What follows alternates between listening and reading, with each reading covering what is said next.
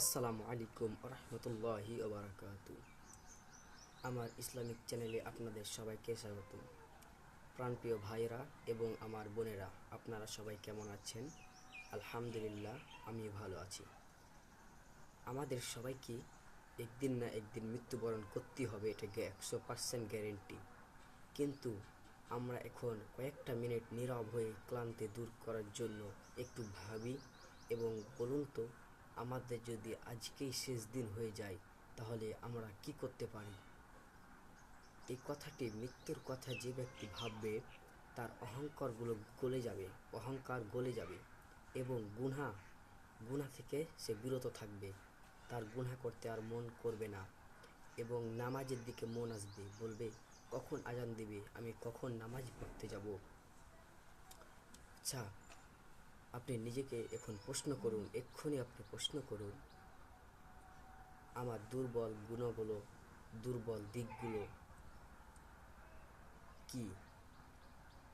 কোন গুনাহ আমাকে ছাড়তে হবে? আপনাকে এই গুনাহটা ছাড়তে হবে, না হলে আপনার গুনাহ হতে থাকবে, আপনি পাপী হয়ে যাবেন। আপনাকে এই গুনাহটা ছাড়তে হবে। আপনি নিজের মনকে জিজ্ঞাসা করুন, কোন আমল বাড়াতে হবে। এই আমলটি যদি আপনি বাড়ান তাহলে হয়তোবা আপনার আমল বাড়বে। আপনি নিজেকে জিজ্ঞাসা করুন এবং কোন জিনিস বদলালে আমার জীবনটাই পাল্টে যাবে, আমার জীবনটা হয়ে যাবে সুখী। আপনি আপনার নিজেকে জিজ্ঞাসা করুন এবং মৃত্যুকে যদি আপনি স্মরণ করতে পারেন, আপনার জীবন হয়ে উঠবে সফল এবং আপনার মন হয়ে যাবে পবিত্র, আপনার আখিরাত হয়ে যাবে সফল। আল্লাহ তাআলাও আপনাকে ভালোবাসবে। তো আমার প্রাণপ্রিয় বন্ধুরা, মৃত্যুকে স্মরণ করুন এবং এবং গুনাহ থেকে বিরত থাকুন এবং আমল বেশি বেশি করুন।